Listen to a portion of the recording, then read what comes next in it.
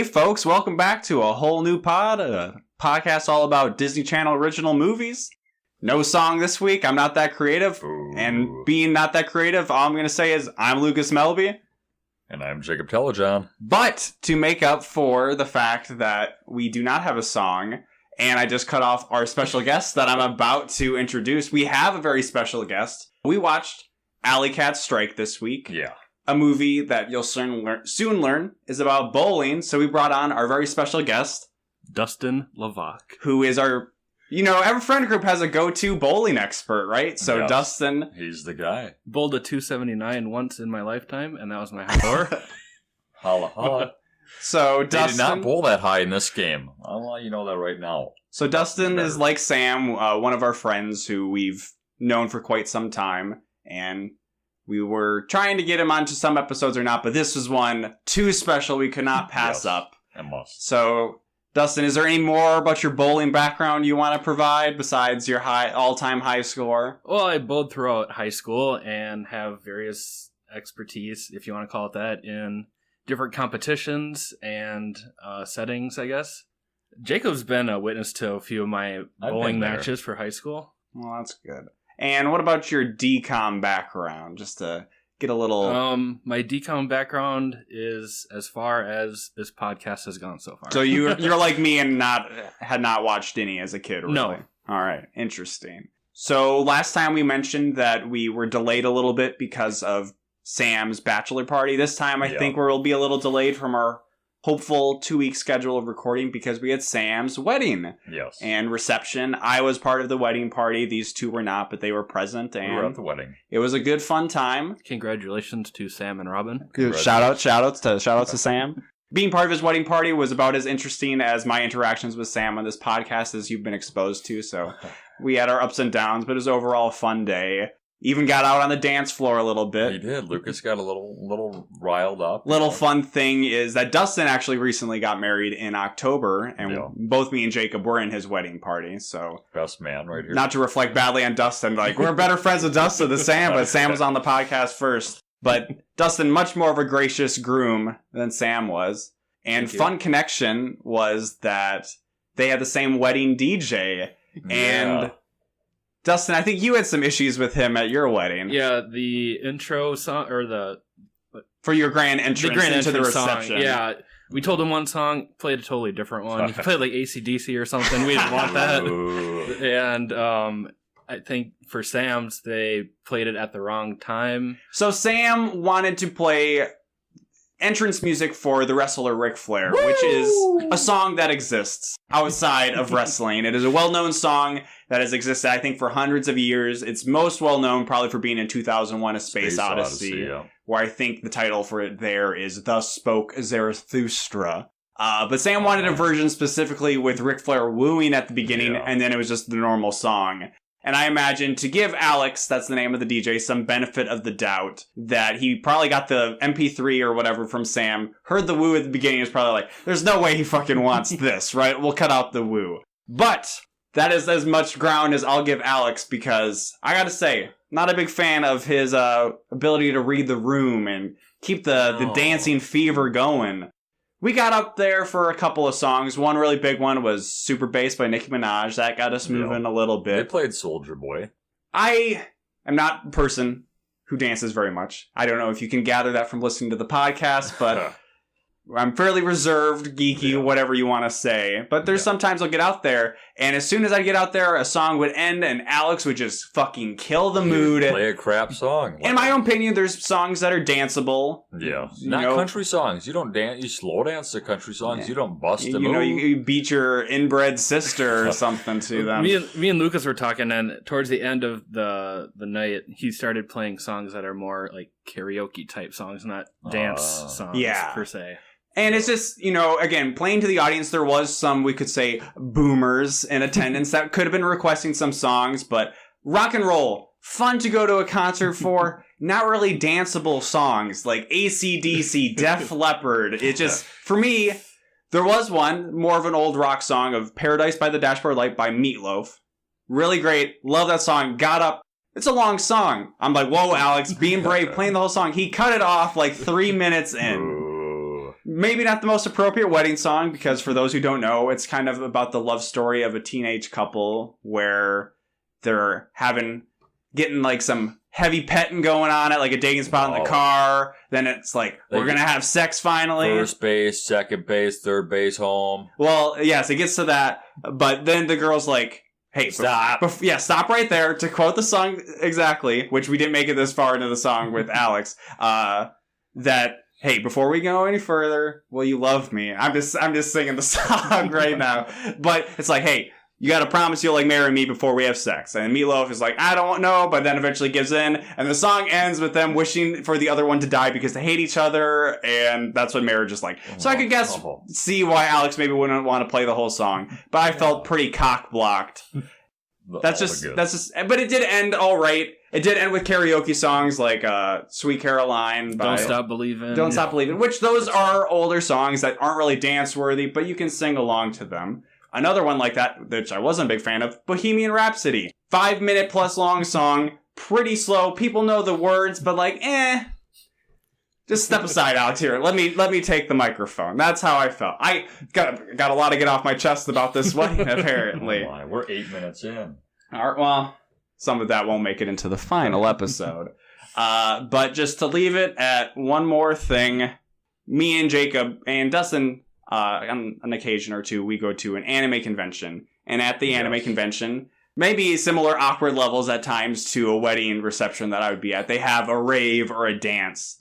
And one of the regular DJs at the convention we go to is actually an anime English dub voice actor who is like 40 or maybe even approaching 50 years old. And I fucking hate him. I'm not going to put out his name right now, but like, he is a terrible DJ because he kills the mood. He plays songs when you're at a rave, it's like dubsteppy, you're waiting for the drop. He'll play stuff that escalates to a drop. And then it's just not. And then there's no drop. It keeps building. But even worse than that is he does like Alex. He'll play like very slight remixes of classic rock songs. At these conventions, we've heard Don't Stop Believing. We've heard Barracuda by Heart. And I'm just like, what the fuck are you doing? To not mentioning his name. And I will say, what the fuck are you doing to Alex? And on a side note, he did not like my DJ Khaled jokes, where I would say another one. DJ Alex! We make the best music. Alex does not make the best music. Okay, that is the longest winded intro we've ever had. And this is a movie that I think we might go a little long on, too, because... What movie? We gotta remind them what we're watching here. But what movie, Dustin? Alley Cats. Strike. Don't forget that. They don't spare. And we don't spare for no one either. But yeah, I'm just going to come out in front. We might have differing opinions in the end, but I think this movie was a clusterfuck, but it was an enjoyable one. It was a good movie. It was fun. There was a lot. Well, let's not get into final judgments yet. There was a lot going on? Yes. Early on. Very early on. My first notes, because we always got to start with the opening, is possibly the most awkward, worst opening ever in a DCOM. Usually we have to do a little research, beforehand, and, just get an idea who the characters are, get an idea, like, a little background on them. Sometimes Lucas does. So I don't need to be writing my notes on and be like, who? Yeah. Main character, boy, male, about 15. Just writing the screenplay. But this movie, Alley Cat Strike, it spelled it right out there for us. Yes, but we also got to some of our favorite things, which is immediate freeze frames. We get our main character, Alex, who is getting dressed. For school. And there's some swing music playing in the background, which will feature prominently in this movie. Yes. The mixing seemed not, like, the music was louder than his actual narration, so the first time we actually rewound it, because we're like, what the fuck is going on? Because we were watching it, and we couldn't really hear what he was saying, and I didn't even pick up on what he was saying, but there's, like, a freeze frame of, like, a bowling ball that I think was maybe painted like a globe or something. Then there's a freeze frame of just his face, where he's like, hey, bet you're wondering how I got here. I'm Alex Thomas. After he just slicked back his hair. Yeah.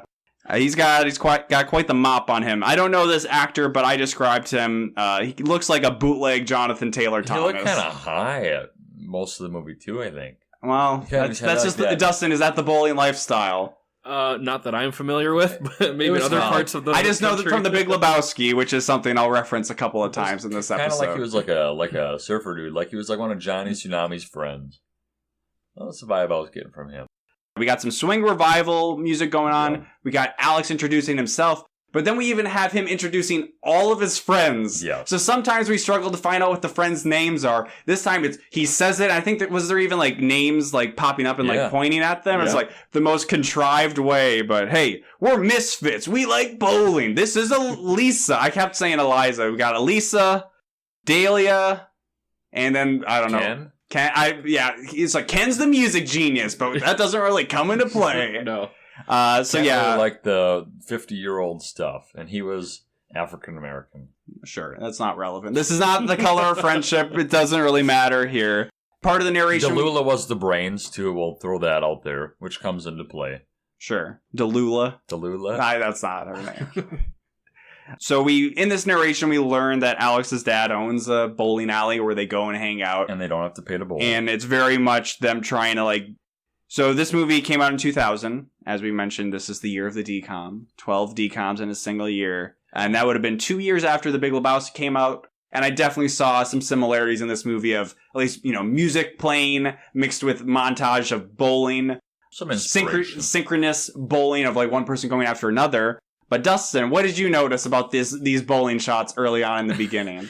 Yeah, they had all the characters go up and roll their shot, and then it would cut to the same ball hitting a strike at the end. And even though if the bowlers had a different ball in hand when they released it. So yeah, Dustin is an expert. He can see shots much better than I can. But even me, so we didn't mention Elisa is played by a young Kaylee Cuoco from Poodle Skirt Girl, the Big Bang Theory of that terrible TV show. Yeah. But she, in her opening establishing bowling shot, she has a red ball. She bowls. It switches to a black ball that gets a strike. Right. So continuity, not the strong suit of Alley Cat's the strike. same strike image as Dustin had mentioned that Except Alex had one. bowled. Yeah, 3 of them were the same. One was a little different.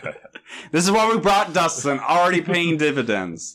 So after this trip to the bowling alley, which I guess this is where they go before school, after school, it's just the hangout. During school, who knows? We learn that they're like the only people that go there, and they don't even pay Alex's dad, so it's questionable how it's even functioning. Yeah. But they go to school where there's a prep rally happening for the upcoming basketball game. Yeah. But it is being held outside. I thought it was football, definitely. Yeah, that's what I figured it had to be. It just seemed weird. When we had prep rallies at school, no matter what the sport was, it was always in the gymnasium. Yeah. So it just felt weird that it was outside, especially with it being basketball. Yeah. And the featured character of this was Todd, who they label... Macklemore. Yes, his name is Macklemore, but they label him as the golden boy. The GOAT. And all of our bowling buddies absolutely fucking hate him. Yeah. And we don't really learn why. He's one of those characters where... he's just a jock. He's a lot like the guy in the 13th Year, where I described... They took a lesson from that where it's like, oh, this main character that everybody likes, he actually should be the villain in this story. And Todd is for a period of time. But Todd's friends are really like the bad ones, and Todd's really not that bad. His friends aren't terrible either, though.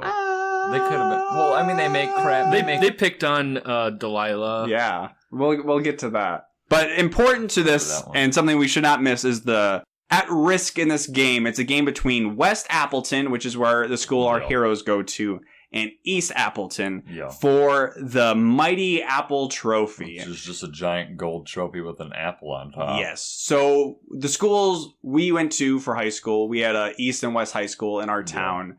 And at risk in games between the schools was the Jug. The Jug. So we are familiar with rivalry and dumb things that carry on for years that people probably care too much about. Plenty of rivalries all across the world. So as the prep rally. Or is it pep rally? It is a pep rally. You've been calling it prep. But they're prep athletes. Prep athletes. Yeah. That's the thing is really like the reason why we're supposed to look at Todd as being the bad guy is, I mean, I can speak from my personal experience. Yeah, I'm low on the social totem pole. I hate those preppy jocks. So only nerds so I can believe in hating on Todd. But as they're leaving, our bowling buddies kind of encounter Todd, and they're like, fuck you, Todd, in so many words. Maybe not those exact words. I don't think those exact. And this is where we really got starting to feature the really bad line delivery, which almost all the characters in this movie are terrible actors. Todd's friend, right? Yes, Todd's friend calls them, "Hey, you strange dudes." Strange. And about that vocal inflection. Yeah. Which is, first of all, bad line delivery, but more importantly, not even really like that good of an insult, because strange, pretty low tier, and dudes, like, that's just what you call people. It's exclusive of the two women, the two young ladies that were accompanying them. But, Well, I don't think it was. Nobody looks at dude as a gendered term. nowadays they would. People will be Take offended. it easy there, Jacob. People will be offended. I don't think so. I'm just looking out for you people. So the big game happens, which is in a gymnasium that seemingly they could have had the pep rally at. Let me just say, it didn't like going to these very much. Didn't go to that many, so that's why I don't know the words properly. You skipped the pep rallies? Unless they were in the morning. They're mostly just good for having shorter classes the rest of the day. That's what Dustin's all about. Yeah. But at the game, we get introduced to my favorite character of the movie, Sweet Lou, who is the local disc jockey, sports commentator who just commentates all of their games for West Appleton. Any sport imaginable, he's there. And the other one, though, too? No, because he wants West Appleton to win. Did the other school not have a... I don't know. They didn't have Sweet Lou, so they might as well have had nobody. No, that's true. Alex and company, they're hanging out. Where else? The bowling alley. Yeah. Dustin's old stomping grass. Rolled a few balls there in my time. Alex's dad, is listening on the radio to the game. He's freaking out. They're like, could you turn that down? I don't want to hear that shit. You're messing with my spare pickups. And he was like, come on, guys. Come on. Yeah, you gotta get into it. I once played in that big game. We get a little bit of a fun thing because they end up winning, but they're just like, whatever, let's bowl. Let's go. Fuck it. Let's go bowling, to quote the Big Lebowski. Yeah. And Alex says, okay, but winner pays. And they're like, well, Alex, you always win and your dad never makes you pay. He's like, yeah, isn't that great? And I'm like, no, Alex, your dad his business is dying. He needs money. How's he going to feed you? Next day, Todd's walking in the halls of the school doing his own, just about, finger guns, being like, hey, how's it going? A character that'll come up later comes up, Lauren, and she... Yeah. Thirsty. She just... I'll let Telejohn say it. Needs to find a drinking fountain. Yeah. That's all I gotta say. I didn't see any in the hallways, by the way. So that's a fire hazard. So, people are congratulating him. Oh, Todd, you're so great. But he gets stopped by the principal. And he's like, hey, principal. Or I don't know. He's being all cool. And the principal he's very dour looking. And they're like, oh, what's up? Oh, those slimy East Appletons. They called and said it's a tie for the Mighty Apple Trophy. I didn't know. I didn't go into he does not go into a Hulk Hogan voice. Did we talk about the game? Yeah, they won. I don't even know if we mentioned that. We did. His dad was freaking out. Yep. Dustin's here. That's right. Hey, get off your fucking phone. I'm not even on my phone. Hey, this is an intervention for the podcast. It's my Jacob, get off your phone. Tweet at Jacob_Telejohn. Stop online gambling. And that's staying in the podcast. I've not been on it, but I may or may not have had a concussion a couple weeks ago. So I guess the victory for the trophy at the game wasn't the final one because they're tied. And East Appleton, for some reason, gotta decide the final game, and they chose bowling. Yeah, because they have the secret weapon. Or it's not even clear why they do it, but the principal's like, it's gonna come down to bowling, and everybody's like, oh my god. And Dustin, what were you like? Oh my god. Yeah, it was. You're like, I don't feel like they're painting bowling in the nicest light. Oh no, in the whole movie they kind of painted it as like, oh, the nerds play bowling, which is not better a cool than sport. It's better than how it could be characterized, where archery. It could just be like fat beer swilling people. Well, and the main characters many times in the movie were like, well, I didn't really like any other sport, so I just played bowling. That's true. Which is true in my case too. I just didn't play any sport. So the principal hears from Todd's dad, who we've learned is the mayor of West Appleton. Yeah. So this will quickly become very confusing. Because there's West Appleton, where there's a mayor and a school. And then there's East Appleton, where there's a mayor, whose name is Mayor Hamburger. At least that's what I heard in the movie. The Hamburglar. And they have their own school. And the trophy, Grimace. it's important that this is decided because the schools are going to unify. Yeah. And then whoever gets the trophy gets to keep it. But And the schools are name. unified, so whoever gets the trophy, it would still be both schools probably having the trophy. Like, unless, I don't know where they're going to put the trophy if not in a trophy case at a school. Where are they getting all this room to add all these new students? I mean, they build a school. It's not that complicated. What happens to the 2 other empty schools? It doesn't matter. They turn them into bowling alleys. The mayor, Todd's dad, is mad. Oh, I'll sue them. They can't make us play bowling. But the rules dictate, the mayor's like, oh, we'll just hold tryouts, get the best bowlers. No, according to the rules, a dog can play basketball, and it has to be people that were already signed up for the bowling club. Yeah. Oh, but who's that? Well, it's all of our favorite 4 nerds are 4. the alley cats, as they'll eventually be, the bowling buddies, as we'll call them now. And they're going through the papers, they're looking at the roll. Is there any loophole we can get? Oh, wouldn't you know it? Todd was already signed up. He signed up for the But bowling he club. didn't. His friends signed him up. Yeah. Like, why even... Like, if you're gonna contrive a way to make Todd be on the bowling team, like, that's the dumbest fucking way possible. Like, some clerical error prank? Yeah. Like, I don't know, man. It works, though. It worked for the movie. It was just It did kinda, it? Well, it was a thing that just was thrown in there quick. It wasn't nothing really... Well, Todd was on his high cloud, and it was just rolling. He through was. the- He just won the championship game. According to Telejohn, Or the- Alex was on his own high cloud, if you know what I'm saying. Bazinga. I motioned smoking a marijuana cigarette A when I said joint. that. So the team gathers for practice. Todd is bad, but not as bad as you would think. He bowled 3 pins, I think, on the first ball. 5. 5, really? Yeah, I mean, he didn't gutter ball or anything like we were No. expecting him I to. even thought maybe you'd throw it in the next lane over.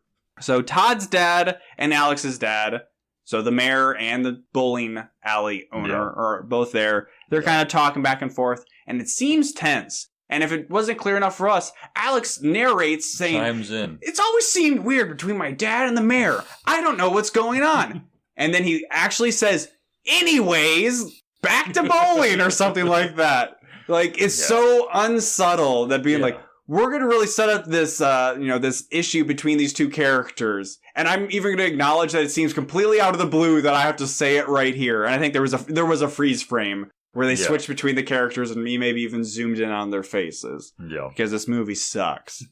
Todd's dad lets drop that not even the schools are unifying, but it's kind of like the towns are merging almost in a way. And he calls up Mayor Hamburger and says, "Hey, let's make this bet a little bit spicier. We'll put 40 gallons of our best apple cider against like 40 of your apple best pies. And it's like, who gets these? It's like, how big is this town anyway? So we live in a town of like 40 to 50,000 people. Combined. And there is a different town called North.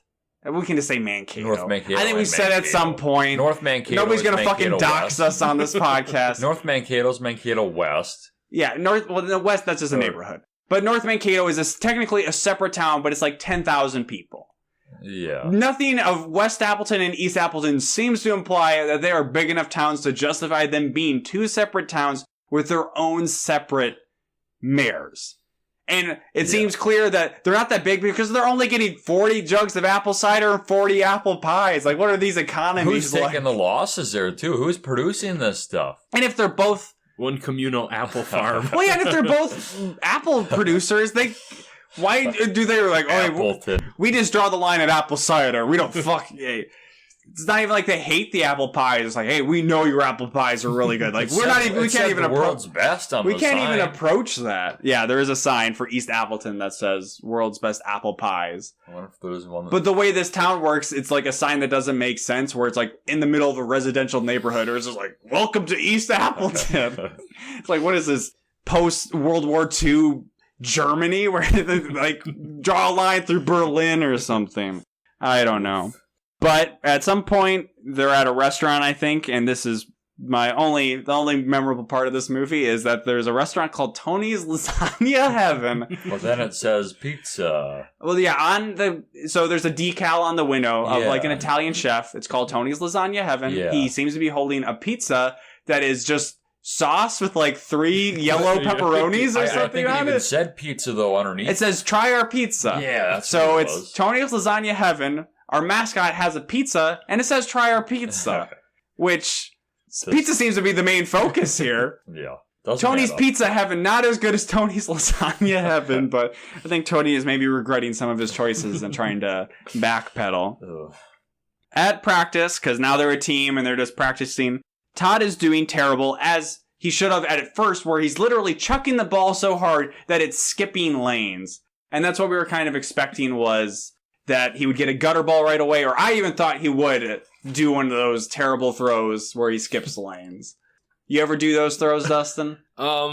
Maybe to just be a little silly once in a while, you know. Yeah. But like in Wii Bowling, when you can sometimes roll the ball fully backwards, and it makes everybody behind you, their knees jump up. That's true. I do That's the remember good that. stuff. I remember that. And then you accidentally hit your TV with the Wii remote or something. So the two, being Alex and Todd, they kind of go at it a bit. Todd's like, "What's up with you? You hate all sports, but you love bowling, and you dress like you..." And Alex cuts in, "Grew up in the back of a bowling alley? Yeah, I've heard that before, and you know what? I don't care." And it's And just then he breaks down. He's like, "Yeah, I've been bowling since I was little, la la la. But in fact, these clothes aren't from the back of a bowling alley." He had to clarify that. He felt like he really had to. But I guess to speak for his wardrobe, he is basically wearing bowling shirts all the time. I don't know if it's at this point, but at some point he also says, Todd is saying, how they don't dress cool, how they have like a weird style. Then they're like, we think you dress crappy, with their Letterman jacket and all that kind of stuff. So yep, they don't agree on wardrobe or music, because Todd likes the Backstreet Boys. Well, and Savage Garden and Aerosmith. Well, our Alley Cats, like we said, love swing and.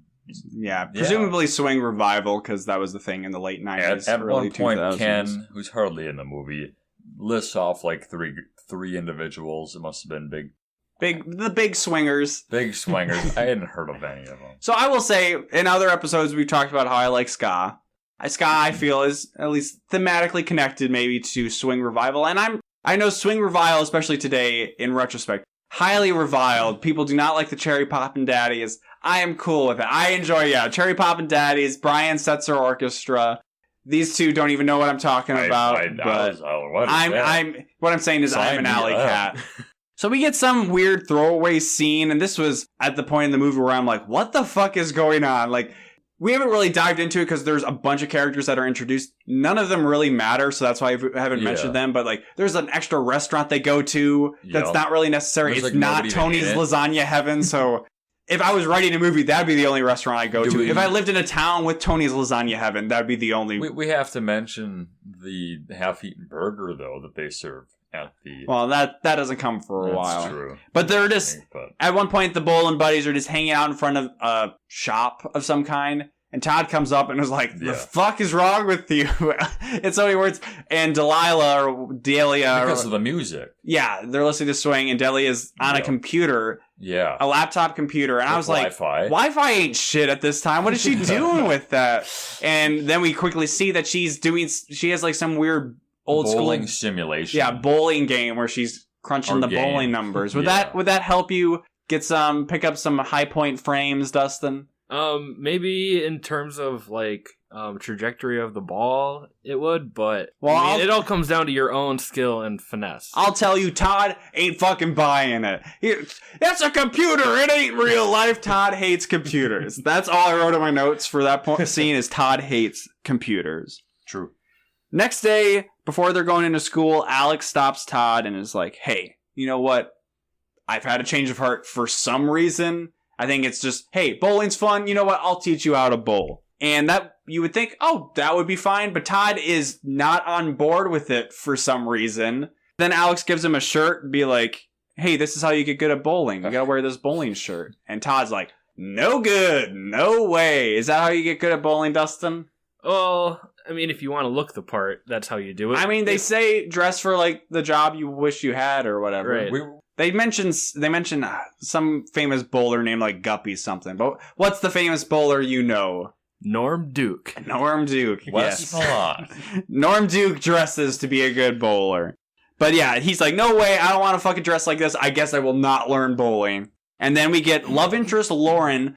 Ironically, Thirsty girl. not the love interest of Alex, but for a decent amount of the movie, the love interest for not necessarily the villain, but just the Yeah. antagonist of the movie, Todd, which was kind of an interesting spin on it. But she Yeah. comes over and is like, oh, Todd, it's so awesome. You're on the bowling team. You're going to win us that trophy. And Todd's like, yeah, I love bowling and I'll definitely play. And he's like, at some points throughout it, you feel that, he's into her. But like in that moment, I didn't get the connection vibe. Oh, it's because they're bad actors.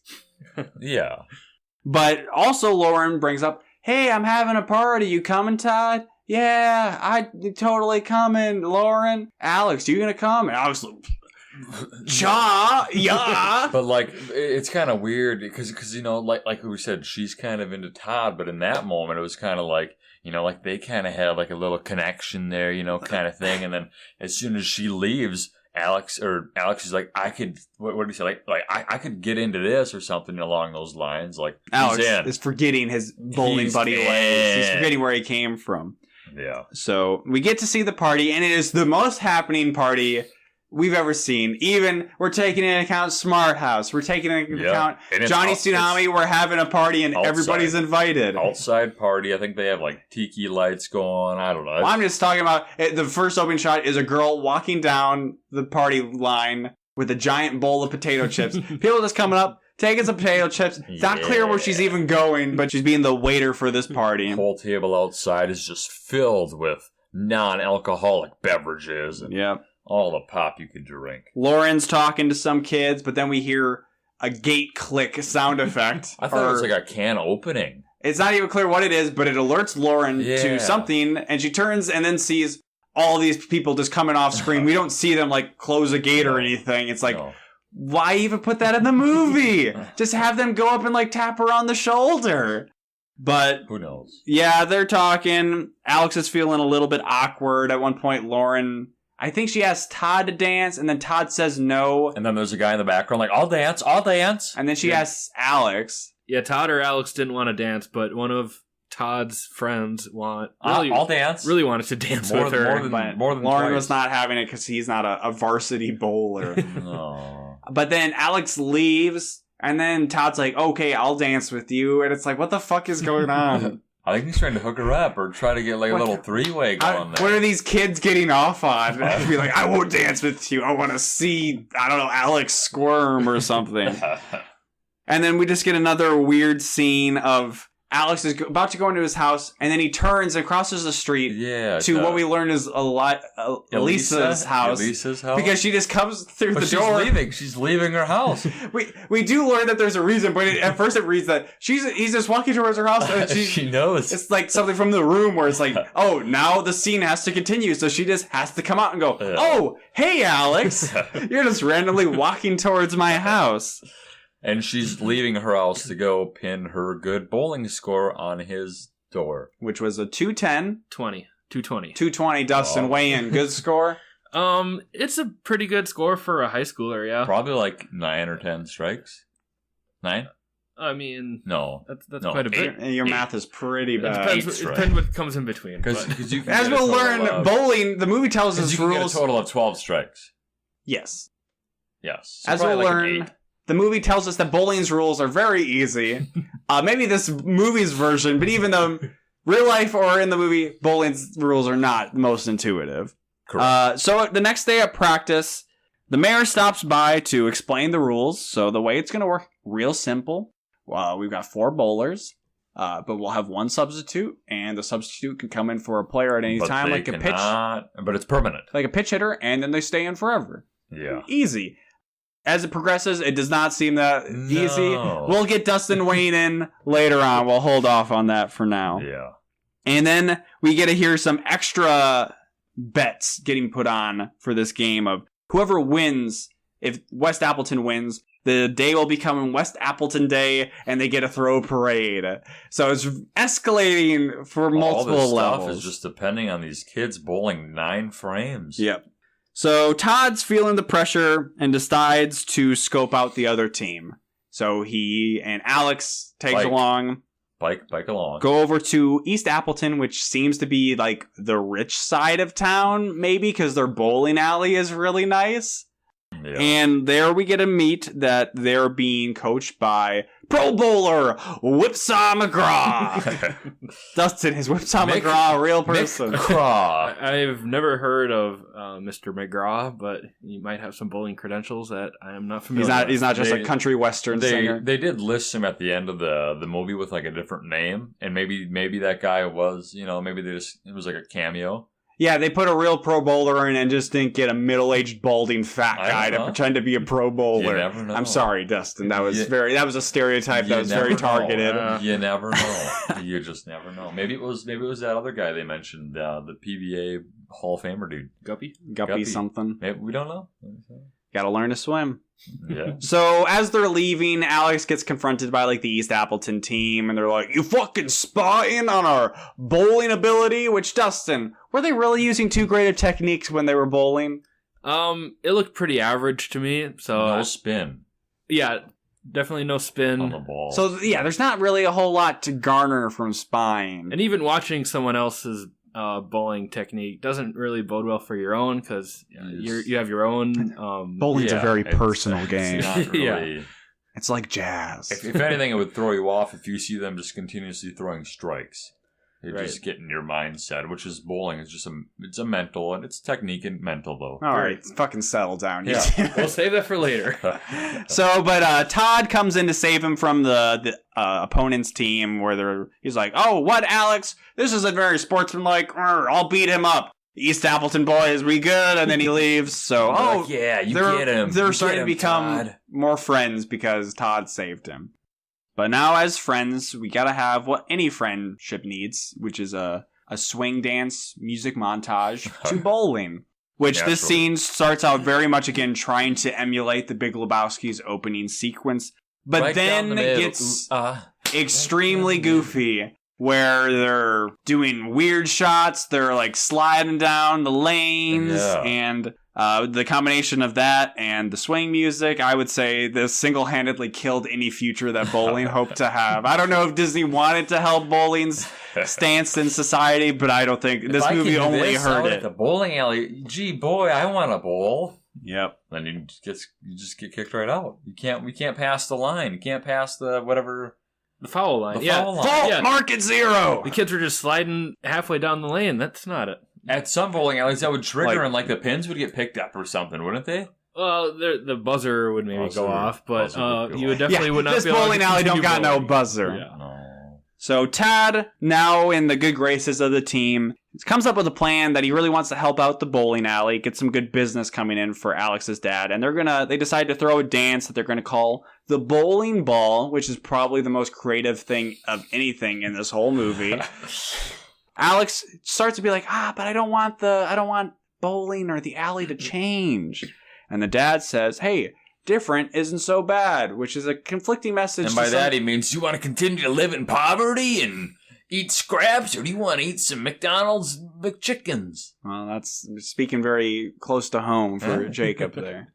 So he says different isn't so bad, but that seems to kind of run against some other themes he says later on. But then he's like, well, this reminds me of when I was your age, and Yeah. me and the mayor, Mr. I don't even know, Burger? Mr. Macklemore or whatever. I don't know if we Todd's learned dad. here. It's maybe teased out a little bit. We fucking learned that they played fucking baseball together. Yeah. At first, I thought it was football because, like, he had mentioned like dropping of the ball. He dropped the ball. I just figured it was basketball because he was marking out so fucking hard over high school basketball. But so yeah, all the sports are involved throughout in the this movie, one. the 4 mayor sports. had been and bowling, the most important sport, the Olympic sport, bowling. It's not an Olympic sport, I think right? it's going to be though, isn't it? Didn't they just? Who cares? I really don't know. I think they added a few more. Is it in sports Mario for and Sonic at the Olympic Games? next Olympics? So the mayor calls Alex's dad dropsy because, I don't know, he fucking dropped a baseball A double play, I think it was. And right? that costed them the game, which costed them the Mighty Apple Trophy. And it's like, okay, yes, this was very obvious. Think about it, too. Had he made that double play, they wouldn't be fighting to split the towns in half. So really, it just comes down to them. Yeah.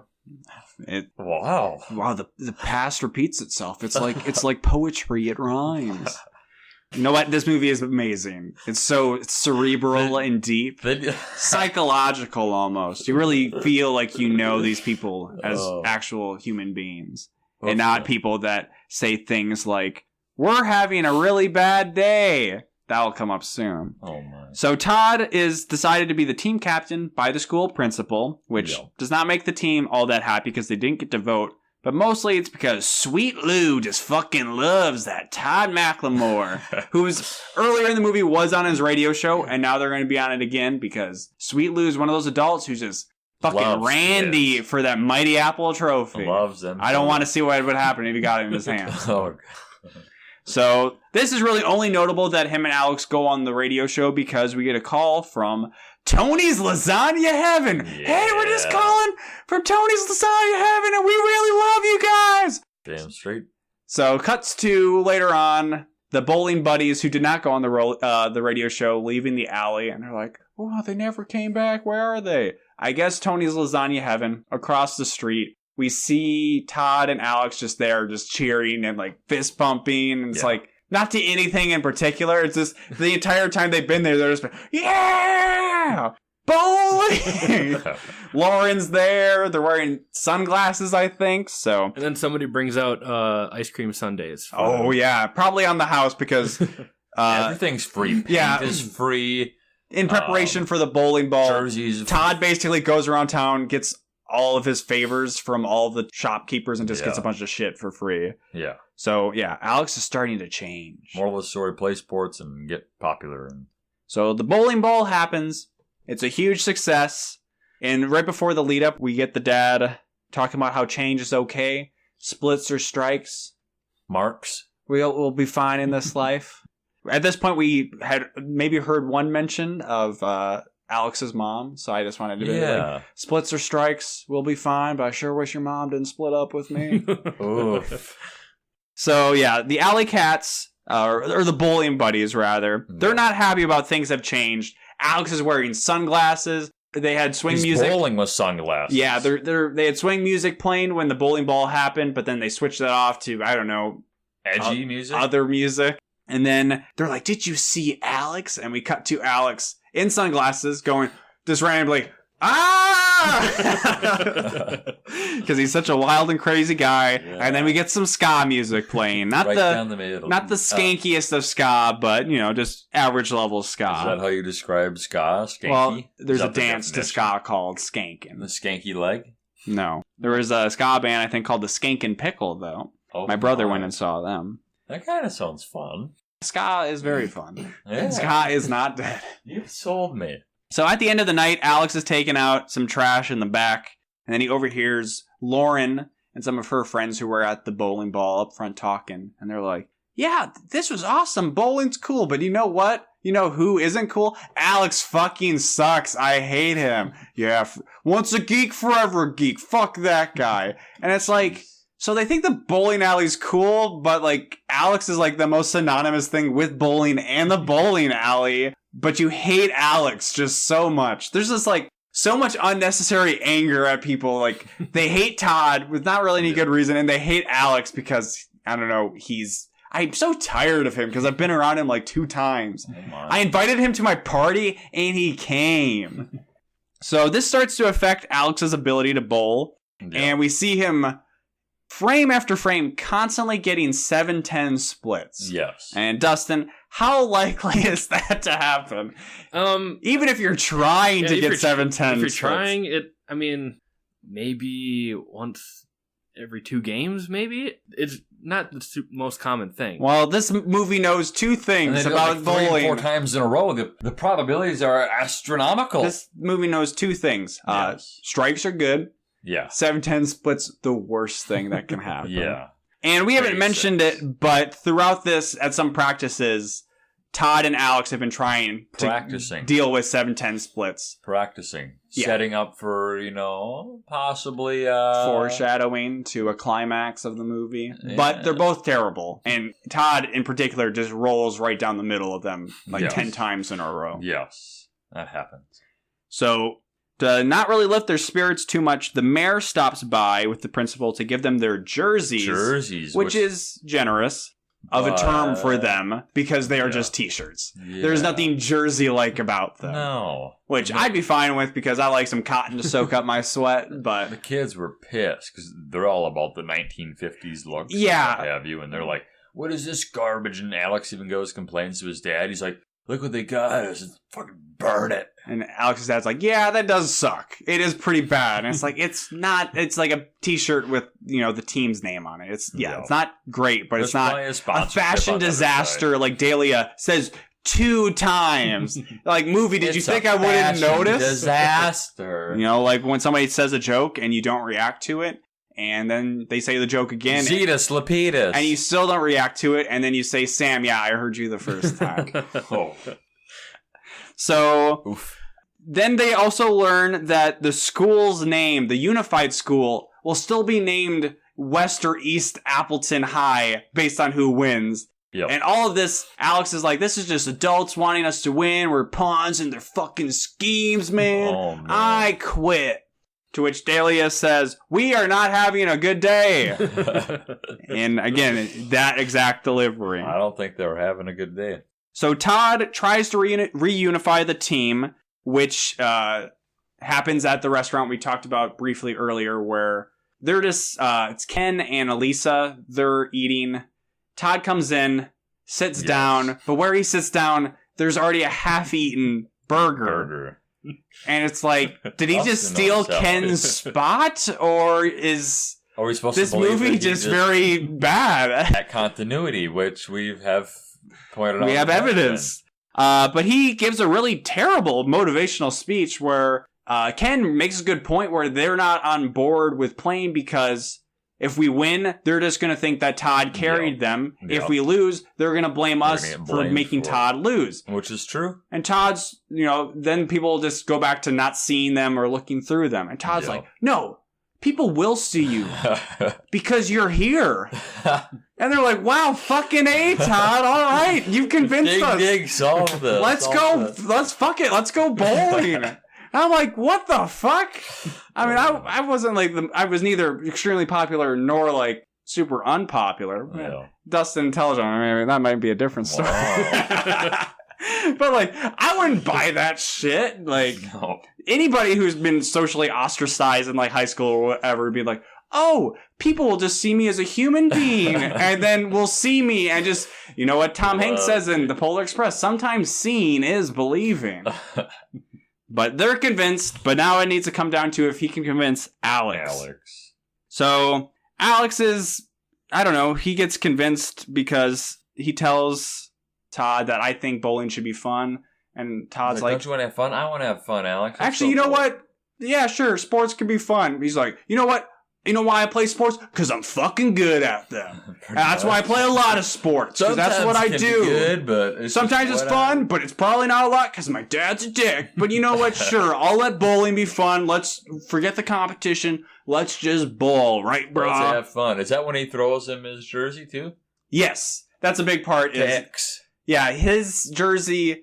It has a alley cat on the back that looks like it could be like a cigarette mascot or something. It kind of looked like a Chester Cheeto like ripoff a little bit. He's dangerous. Wow. Yeah, he looks like he could be hanging out with Joe Camel or Fritz the cat or something. With the name Tex on the jersey, and it's a real nice jersey. Which when he asks why is it Tex, and Todd's like, I don't know, you look like a Tex. Which then it's like, did he steal this from somebody? Is this not like originally made for them? That name was never brought up before, but then again, Alex gave. But then Todd's has Dirk on it, which is a reference to the brand of like the shirt or something, or the name on the shirt. No, because at first Todd was like, oh, Dork? Because he thought it said Dork.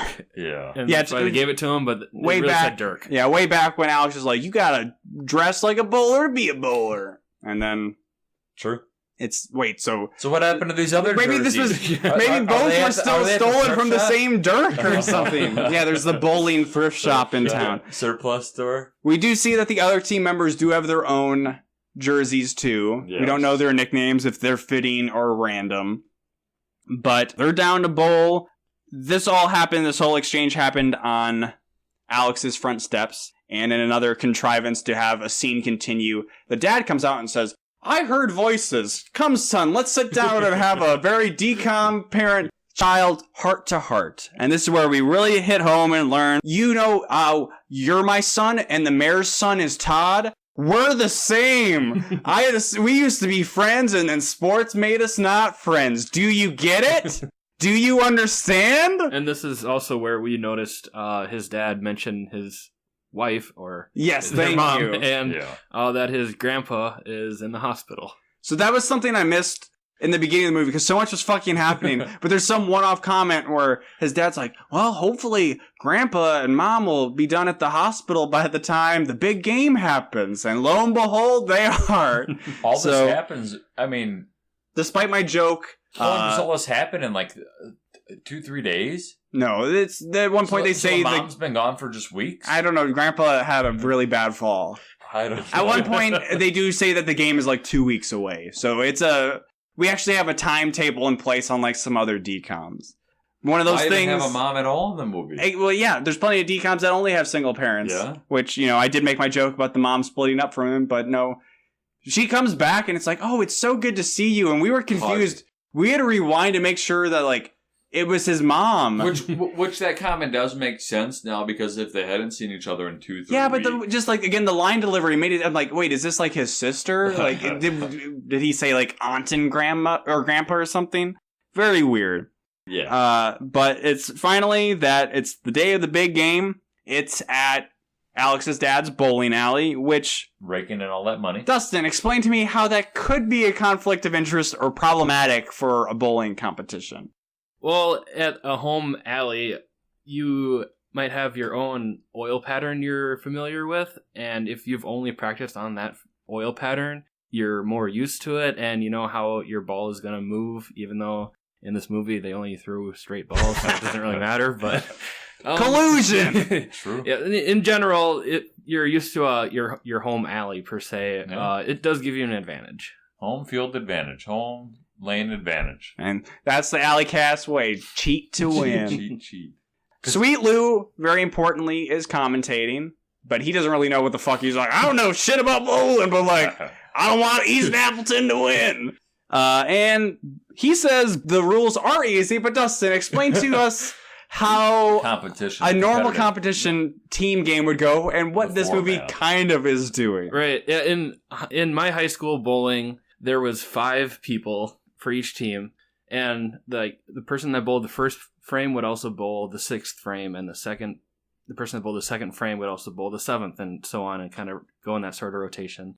And it was, I think, best 2 out of 3, maybe 3 out of 5. So that makes sense. Yeah, and in this, we don't know what the fuck's going on. Yeah, this one here, they have 4 and a pinch hitter, so to speak. And they seem to be alternating, but then it seems like they're all playing their individual games. Right. And maybe they're paired up with the other teams, or is a total score. Yeah. No, it doesn't make any sense. It should, the way I'm used to it, should be one cohesive score against their score for one game. But that's not how it goes. And then they even eventually stop alternating, and it comes down and it's long story short, it goes on. There's lots of fucking strikes. Big montage of strikes. Oh, it's getting close. Alex says, I need to bowl 3 strikes in a row, and then we're closer or something. So he does.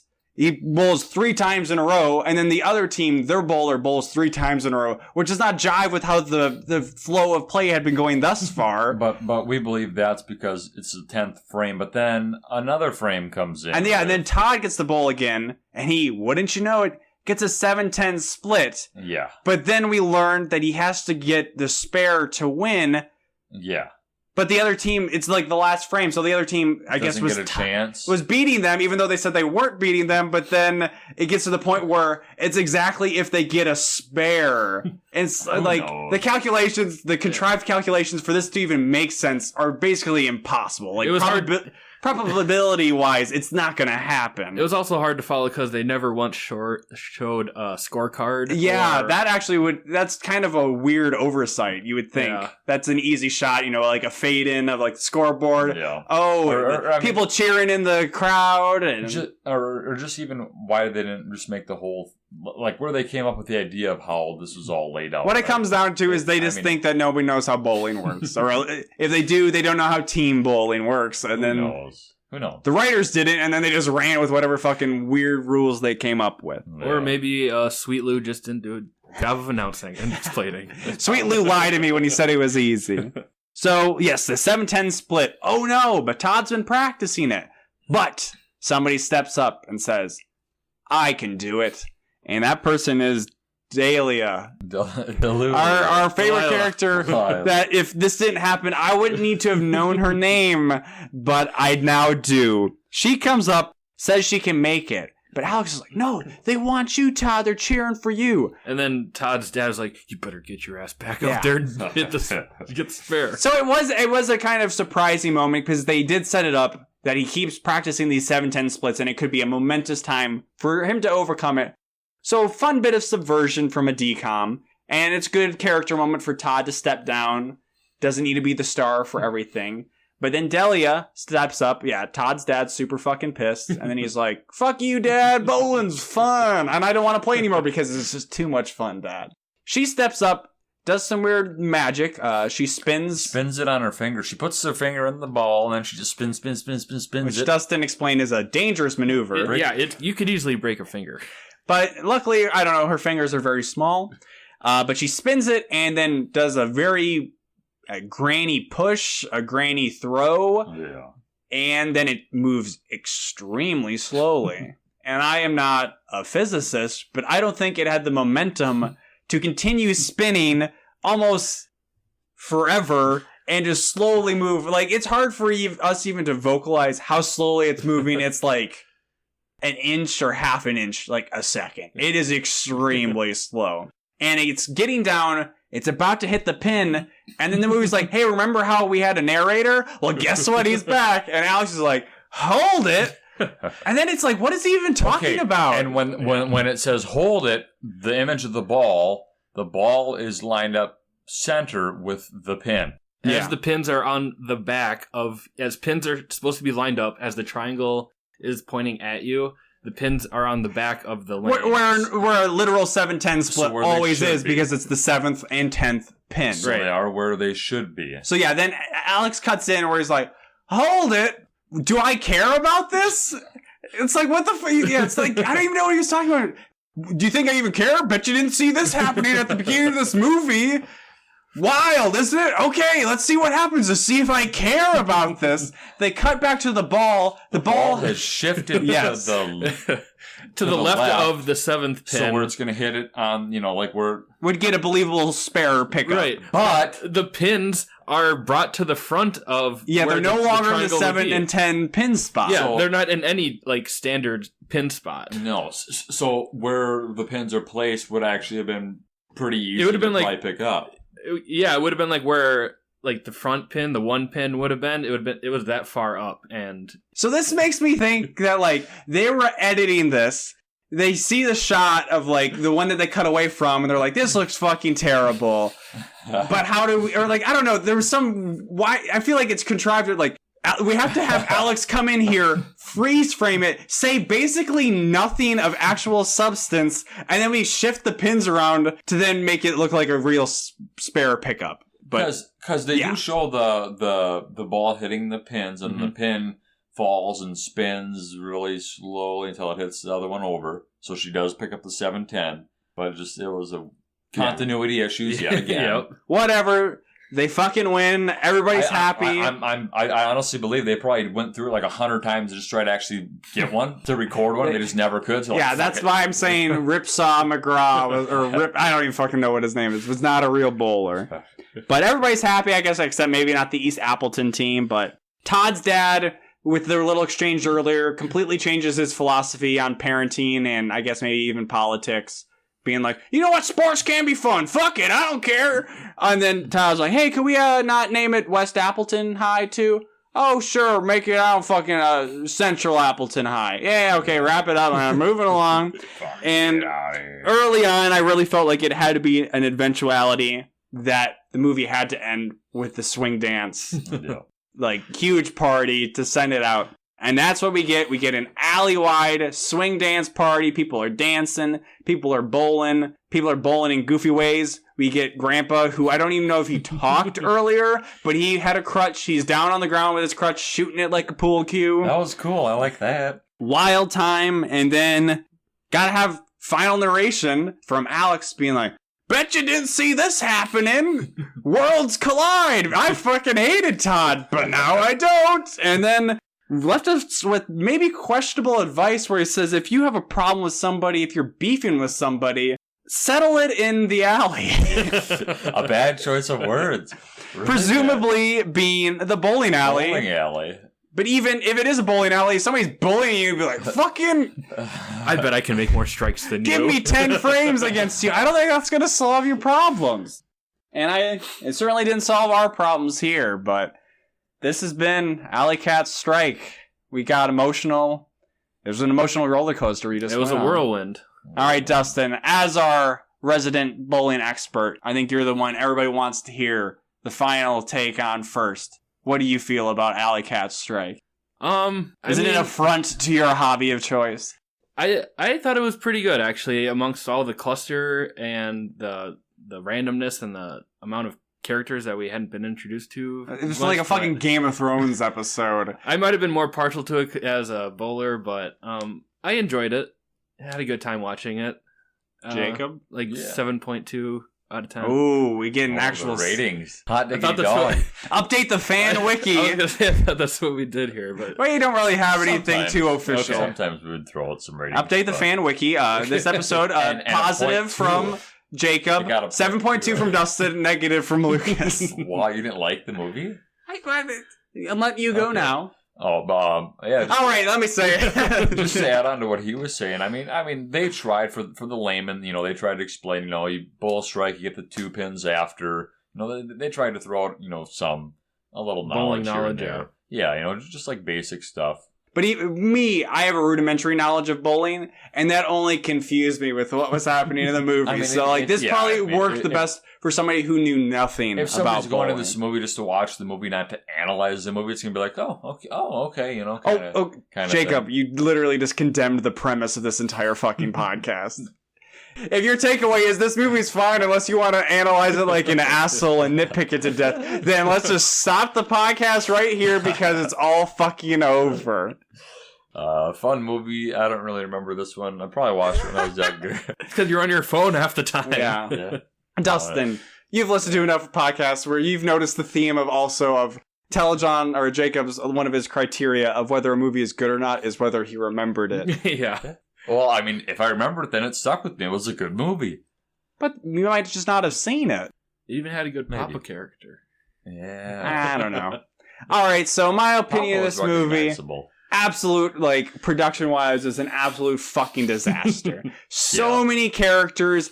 The movie starts, maybe this is just the nature of me having to take notes while watching it, but it starts so quick with, here's a billion fucking characters, and here's this guy I hate, but we're not going to tell you why I hate it, and then freeze frames all over the place, and then... Like everything we've criticized in the past, they found to do in one movie. Yeah, we got the freeze frames right away. The movie did also end with a ridiculous freeze frame, as well as a song that references the Alley Cats. Have we ever pointed out continuity issues?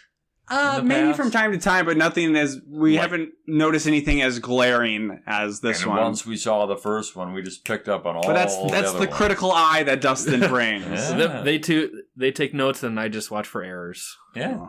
I take notes. Jacob ain't taking too many notes. But there was a mess. There was conflicting themes with the dad at one point is like, hey, change is okay. But then at another point, Alex is like, oh, I don't want them to think I'm different. It's like, well, you know what? you can stay the same. It's like, is change good or should you stay the same, Dad? What are you trying to get out there? But when it comes down to it, it's still a fun movie. I think we had a great time watching it. It was very enjoyable. Yep. Even something like, we had a lot of fun watching like Genius and like Smart House. Yes. Those movies were like flawed in their own ways, but they, at the core, were still fun to watch. This one, I think, is so bad it's good. The actors are all terrible. The line deliveries are terrible. The story is ridiculous in ways that it keeps like building on. Just like, now the bowling game is to decide whether Israel and Palestine will become one nation or a two-state solution. It just progressively gets more. Yeah, but I had a lot of fun, but it's one of those weird ones to rank where it's like, did I enjoy watching it more than The Color of Friendship? Yeah, probably. Is The Color of Friendship a much more like well put together and more worthwhile movie? Absolutely. Yeah. But you know what? That's not what we're always here for. We like fun movies. We like to have fun. Fun things are fun. That's right.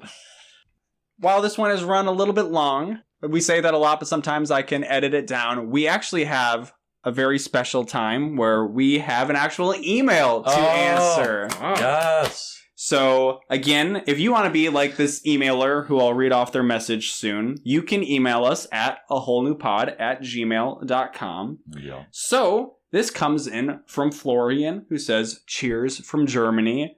Hello, Melby. Hello, Telejohn. He did not know that you would be present, Dustin. I hope you listen to this episode and include me in a future email. You regret your words and deeds.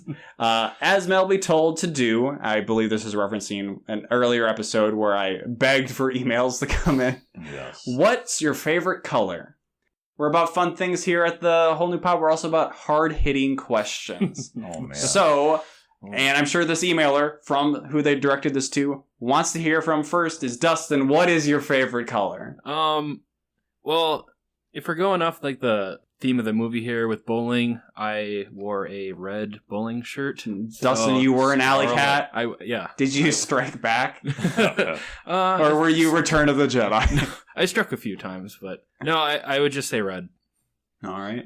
Mine would have to be The Color of Friendship. Sorry, that was a bad joke. What color is that? Our friendship's black. Whoa. My favorite color would probably be blue. I think it's always been blue. No greater reason? I honestly don't know. I do like cherry things more than blue raspberry, but blue is my color. All right, you failed this job interview. We're not hiring you. Blue.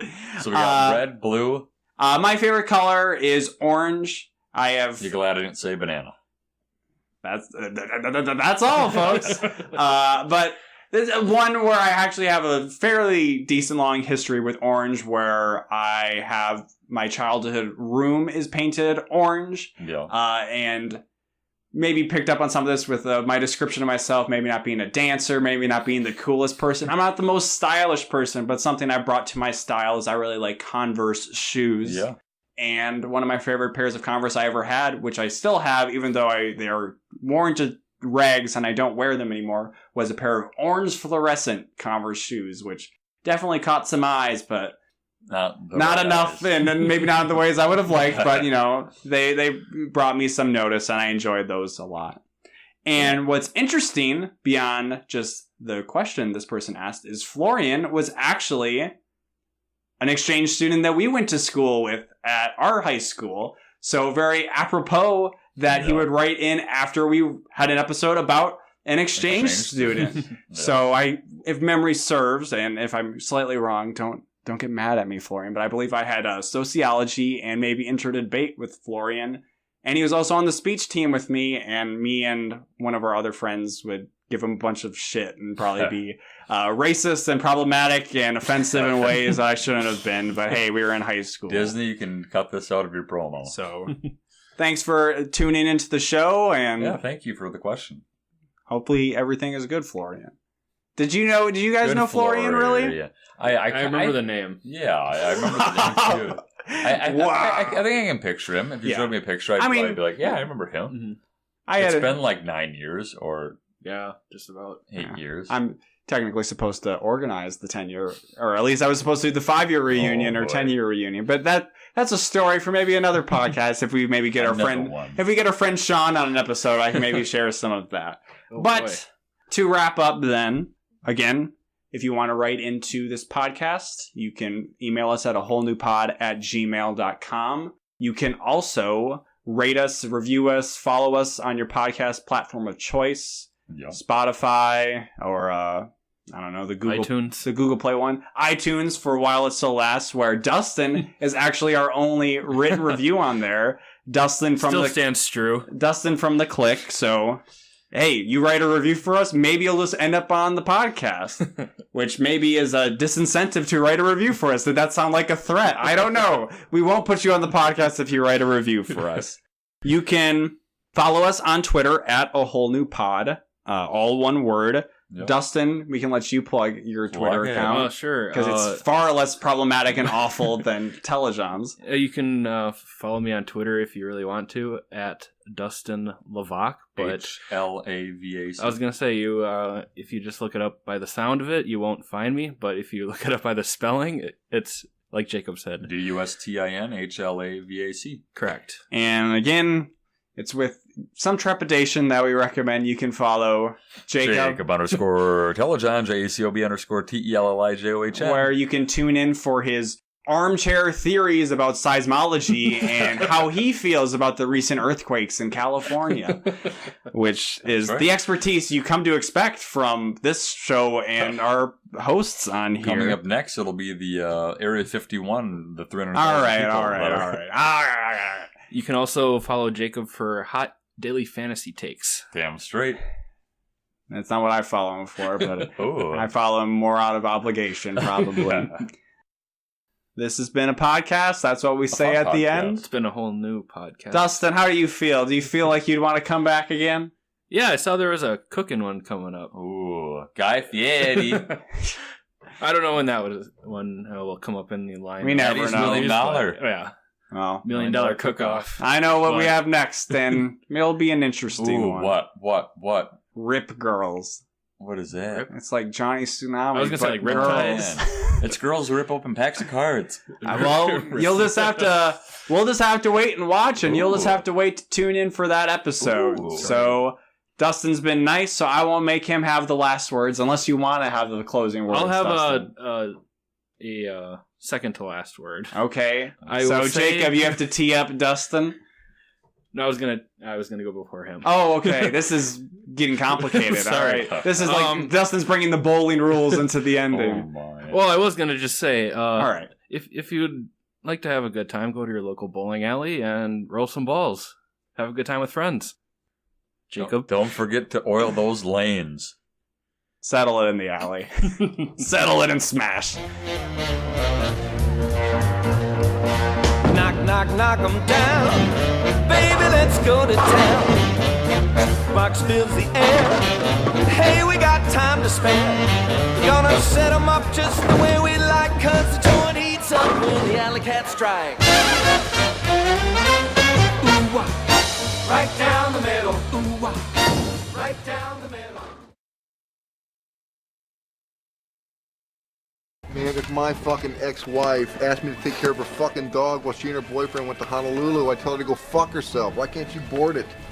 First of all, dude, you don't have an ex. Secondly, this is a fucking show dog with fucking papers. You can't board it, it gets upset. Hey, Its come hair on. falls out. Walter. Fucking no. dog has fucking papers. Over the line! Huh? I'm sorry, Smokey. You were over the line. That's a foul. Bullshit. Mark at 8, dude. Excuse me. Mark at 0, next frame. Bullshit, Walter. Mark at 8, dude. Smokey, this is not Nam. This is bowling. There are rules. Hey, Walter, come on. It's just, hey, man, it's Smokey, so his toe slipped over a little, you know? It's just a game, man. This is a league game. This determines who enters the next round robin. Am I wrong? Yeah, but I wasn't... Am I wrong? Yeah, but I wasn't over. Give me the marker, dude. I'm marking an 8. Smokey, my friend, you're entering a world of pain. Walter, man. You mark that frame an 8, you're entering a world of pain. I'm not... A world of pain. Look, dude, this is your partner. Is the whole world gone crazy? Am I the only one around here who gives a shit about the rules? Mark at 0! They're calling the cops, man. Put the piece away. Mark at 0! Walter, put the piece away. Walter? You think I'm fucking around here? Mark at 0!